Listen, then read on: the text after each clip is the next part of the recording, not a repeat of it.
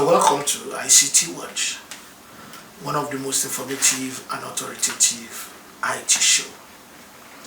Print, we have the YouTube channel, and what have you. We're everywhere in the social media space. And this is top 20 CEOs in continuation. And today, we have the rare privilege of having one of the industry's stakeholders, one of those who started it the way it should be started, the way it ought to be started. You know, who am I talking about? Well, he is the National Commissioner, so Chief Executive Officer of the Nigeria Data Protection Commission. I'm talking about Dr. Vincent Olatunji, joining us on ICT Watch today. You're welcome, sir. Thank you very much for having me. Yes. It's good to see you. Yes, a long time. Been a while, sir. Yes. Yes. So how's it been? Well, I say so far so good. Challenging, but we give glory to God for how far He has brought us. It'll be tough, it'll be daunting, but God is forever faithful. NITDA, from director, e-government, I can go on and on and on. I was just laughing with you a little while ago. E-Nigeria, and in fact, it's been one step on the other. How has it been? Now that you are now at the saddle. At some point, yes, you are the acting Director General of NITDA. Yeah. Yes, I could remember then, about 2016, which we were able to have you join us in one of our events. But now it is here. No, it's no acting. No more acting. Full-fledged. Yeah. So, National Data Protection Commission. There are our stages. Yes. Did they start like that? There was Bureau, then we had of data protection regulation, and let's take it up. Let's take it from there so that we can take it one step ahead. Okay, thank you very much. You're all aware that the issue around the need to protect our privacy, the area of our personal data, is now a major issue globally. And that is why countries, continents, and organizations are putting in place measures to ensure proper protection of personal data, to ensure that your data, my data, the data of all data subjects are collected, processed, shared, stored, and managed in a safe and secure manner, and within the available laws within the jurisdiction that we are referring to. Now, even as far back as 1948, it's been categorized as one of our rights, as a human right. That is, your data is your right for it to be legally protected. And coming to Africa, at the level of African Union, the Malabo Convention on Cybersecurity and Personal Data Protection was also a major foundation for it. And at ECOWAS level, there was ECOWAS Supplementary Act of 2010, also speaking to the fact that we need to have laws that protect our personal data within the ECOWAS region. But globally, the major turning point was the Convention 108 and 108 Plus, organized by OECD. And that kind of provided a framework for personal data protection within EU countries. That actually led to the EU Directive of 1995 also for EU countries. And the major turning points for countries globally was the European Union General Data Protection Regulation. Okay. Issued in 2018. It was actually produced in 2016, but it was given 2 years before it took effect. So it was not in 2016, but it actually took effect in 2018. And a lot of countries have been trying their own laws for this. Entire. Now in Nigeria, we immediately the AUG took effect in 2018. Under NIDA, the NIDA Act empowers that to issue subsidiary legislations that will be as powerful as the law itself.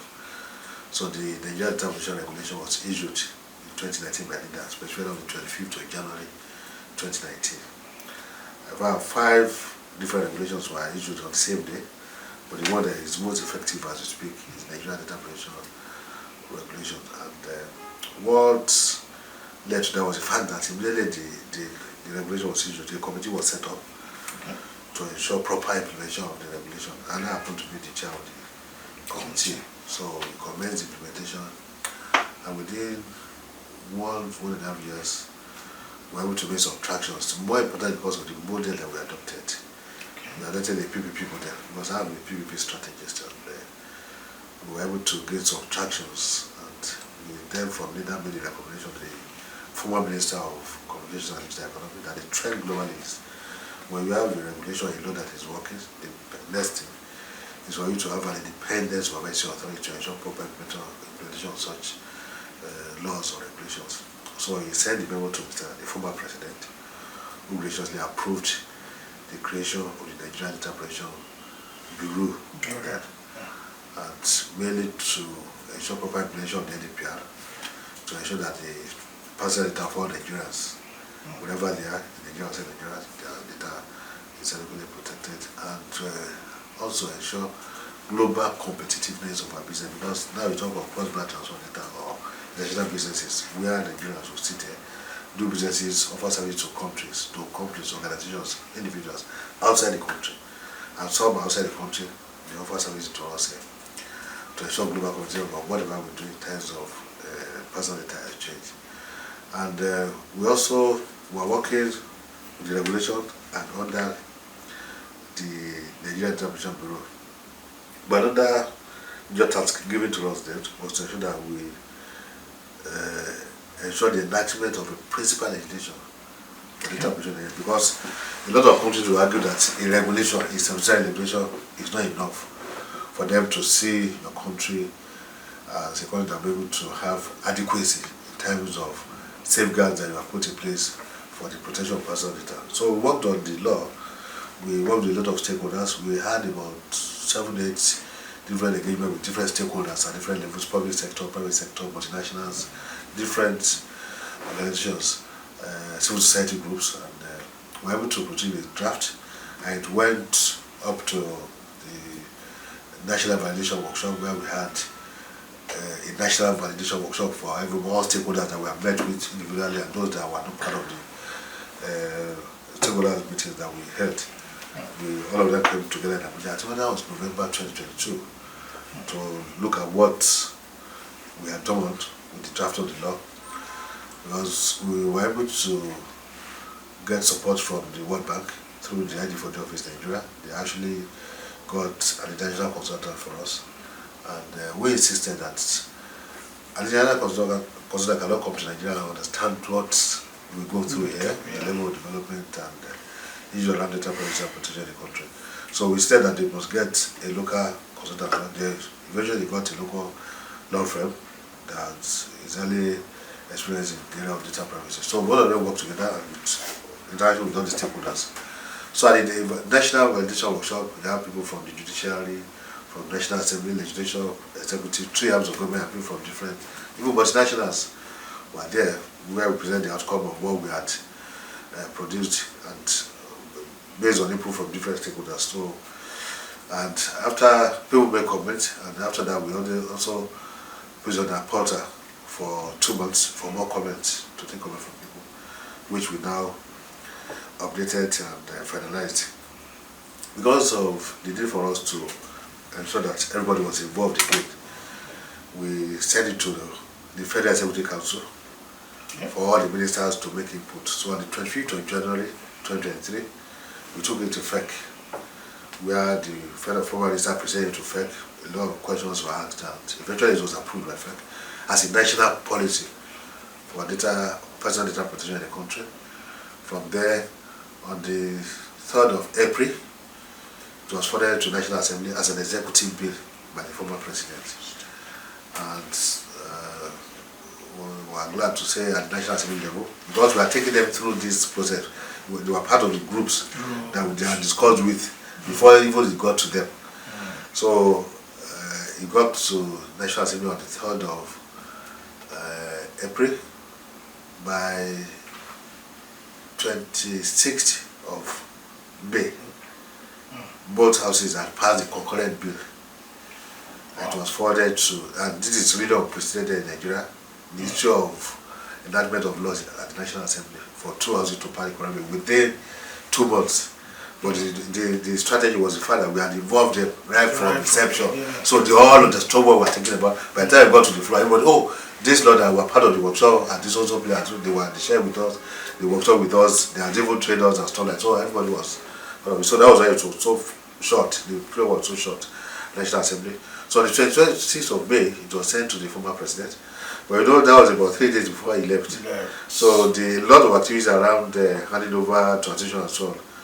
So maybe I'll say, fortunately or unfortunately, he put it aside. A lot of people are worried, but immediately he left, and President Bola Ahmed Tinubu, GCFR took over. We rescheduled it, and we explained to him that this is the bedrock of every economy globally. And graciously, he acceded to it on the 12th of June 2023. That would now have a data protection law for Nigeria, and the law actually created the Nigeria Data Protection Commission. So the bureau now transitioned from the bureau to the commission. And between where we started and now, we give glory to God that in terms of mileage, in terms of credibility, in terms of perception from other DPAs, data protection authorities, or even the business community, the multinationals, the perception in terms of doing digital business in Nigeria has really changed. We've had a lot of conversations with them, a lot of engagement with them, awareness, capacity building, and especially the area of cross-border transfer of data, whereby you need to share the data of Nigerians with other countries. So it's been challenging, but we thank God that we're able to come this far, and the recognition that we now enjoy at the national community is huge, it's massive. And that is why even Mr. President with his 8-point agenda, in terms of area of job creation, in terms of area of rule of law, in terms of area of security, reducing poverty, and so they have to be driven by digital technologies. And when we talk about digital technology, the foundation is digital identity. Even at the Ministry of Communication and Digital Economy, the 5 pillars that have been identified in terms of governance, in terms of infrastructure, in terms of policy, in terms of knowledge, in terms of trade. These are the 5 major pillars that we have under the Ministry of Communications, Innovation and Digital Economy. These are the major 5 pillars, and they'll be driven by digital technologies. And here again, digital personal identity is really key. So that is where we are as of today. Wow. Thank God for that. Yes. Yes, the real commission. I want to know the mandates that you have under, what's the mandate, what's the core mandate? It's I keep telling my people, that my colleagues, that our mandate is very broad, it's huge, it's massive, it's daunting. Now, we have not even started anything, we have not even scratched it. But in general, or in summary, our mandate is to regulate the processing of personal data of Nigerians. When you collect data from data subjects, how do you collect that data? Especially in the area of their consent, and what are the basis for the collection of this data? What are the lawful basis? In terms of lawfulness, in terms of transparency, in terms of fairness. In terms of, are you collecting this data for their vital interest, or for obligatory purpose, for public interest, or for even for contractual purpose or legitimate interest of the data subject? These are things that we need to oversee to ensure that data controllers or data processors, when they're collecting data of Nigerians, they need to ensure that they do within this basis for collection of personal data. And even the area of principles for data collection.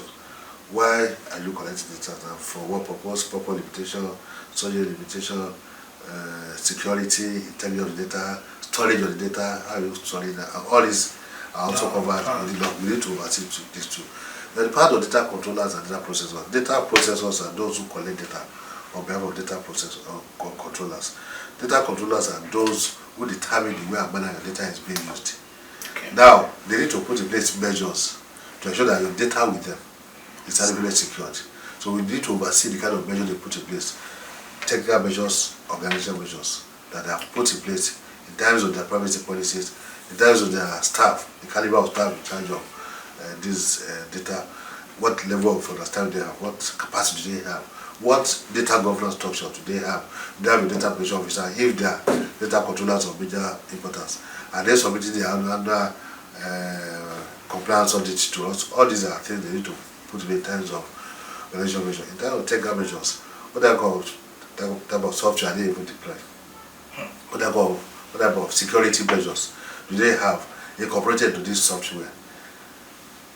These are things that we need to put in place. What kind of, if you are doing sharing of data, exclusion method, what type do you have? To ensure that if anybody sees that data, the data should not make sense to them, ideally, but that data is not made for them. You're part of what we are trying to get against is unauthorized access to the data of Nigerians. Because if you have unauthorized access to data, somebody's data, you may use it maliciously, you may use it to commit crime, you may use it to collect ransom from the fellow or even from the company. These are things that we're trying to get. So we are like the police of personal data in Nigeria. Just like you talk of financial crime, you look at EFCC, ICPC. We talk of general crime, just like the Nigerian police. When it comes to personal data crime, you look at the Nigerian Data Protection Commission. So broadly, that is our mandate. And there are so many powers that we have under the mandate. Power to launch investigation against any company, power to even fine, to issue penalties, power to take them to court, a lot of power that is in our law. Any specific, so I want to take that those are also part of your functions. As that, or are there special functions apart from this that you have enumerated? No, really that's what we're supposed to do. And the functions now to ensure that the law is protected is one is to create awareness. Let people know data, so let them know about their rights. For instance, they have the right to be informed when somebody is collecting the data. They have the right to rectify the data rectification. They have the right to portability. You know, there was a time that portability was really common in Nigeria. Now with the telco, you want to move your data to another telco. Right of relation, right of refusal of profiling, of automatic processing. These are rights of data. We need to create a way for them to know, oh, so I have a right if somebody is collecting my data. Then what about the obligations of data controllers and data to data subjects? The whole duty of care, accountability to ensure that our data with them is secure, is safe, and the way our manage the process is in line with the law that we have in Nigeria, and that is Nigerian Transition Act of 2023. These are things that we should be doing to ensure that in terms of integrity, in terms of confidentiality, in terms of availability, in terms of resilience of data, we oversee what data controllers and data processors are doing with personal data for Nigerians. Okay.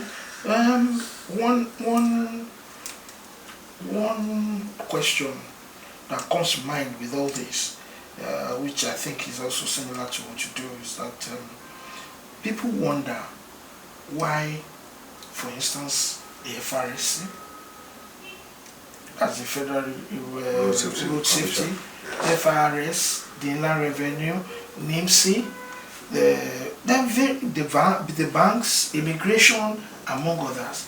Why do we have to go to every one of them to give our data?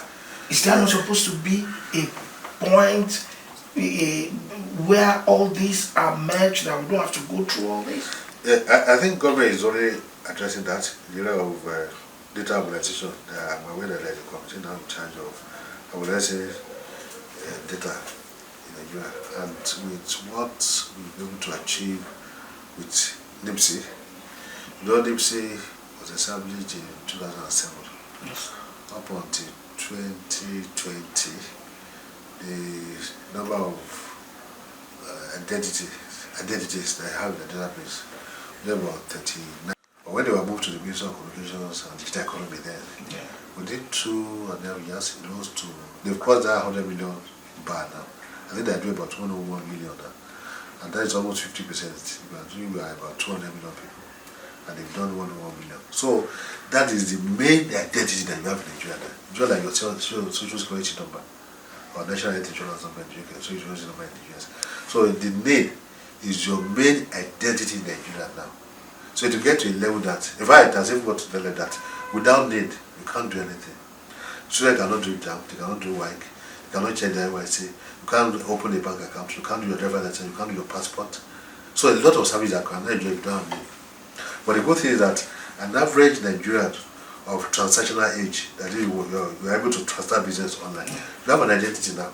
So gradually we are getting it that you get to a level that all you need is your need. You don't need any of all these other numbers that we'll be having. But today it's a journey which we have embarked on, and it's a gradual process. And with time, with what NAMC is achieving now, definitely will get there one day. That the only thing they ask you when you want to do anything is your need. It's already happening. And you get a level that nobody needs your driver license, nobody needs your passport number, nobody. All they ask you is your need. That for the data control and processor, the moment you want to have obtain any service from there, when they put your need, it brings out your information. But there should be a level of authorization, level of access. There's some information that if you don't need to have access to it. If you only need the name and address, there should be parameters for measuring this. You set the parameters. All you need is this. You don't need to know his father's name or mother's name or where in the state of region, local government. We are all Nigerians. So these are things that we still need to put in place. But it's a journey which you have commenced, and I'm sure we'll get there. Okay. Yeah, rounding up now, we're trying to look at this pertinent question. Just like you said now,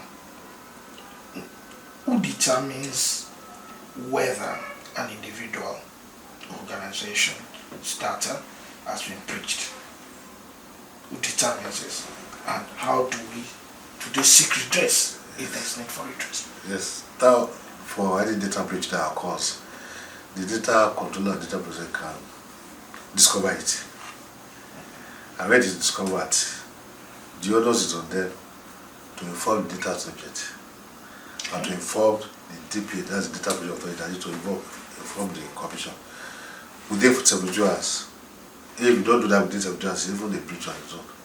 Even if you don't have all the issues surrounding the breach, just commence mitigation immediately. Put in place measures to mitigate.